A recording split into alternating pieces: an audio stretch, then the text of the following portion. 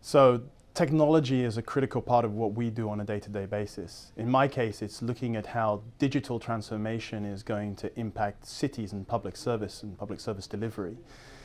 So from my organization's perspective, we work on a daily basis with cities, both existing cities around the world and new build cities in places like the Middle East and Asia, to understand how technology will fundamentally change the way that services are delivered to citizens and to visitors and to businesses within the city. So what we're trying to do in new build cities is put digital service design at the same level that architecture works out from a master planning perspective. So understanding what products and digital products and services will be delivered within the context of the city that make life better, faster and cheaper for citizens. And I apply exactly the same context to existing cities. So within a city, how will technology make public service delivery more efficient, more effective, and improve life around the city?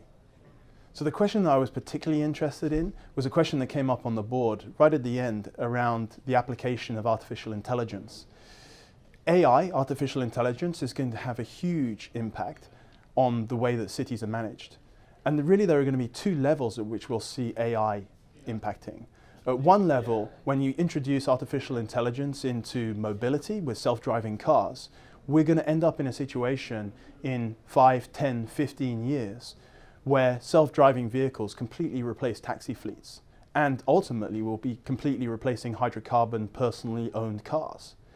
That will have a hugely disruptive impact on the city, both in terms of job creation. We're going to have 50, 100,000 taxi drivers who are suddenly looking for new employment, but also in terms of the way that services are delivered from a personal mobility perspective. Will people be taking their own cars? Will they be owning their own cars?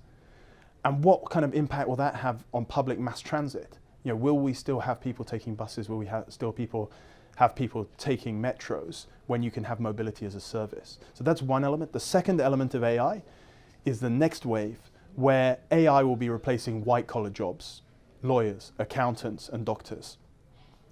You know, we're not that far away from being in a position where 90% of the diagnostics and the prescription in medicine are going to be coming just as accurately, if not more accurately from AI. What kind of implication is that going to have on the workforce when lawyers, accountants, and doctors are being replaced by AI? That changes the emphasis of education requirements of what humans are to saying actually the thing that fundamentally we will value the most will be creativity. You know, humans will add creative dynamism, and therefore we need to make sure that the education system and universities like Aarhus are able to develop critical thinkers, creative problem solvers, as well as accountants, engineers, and lawyers.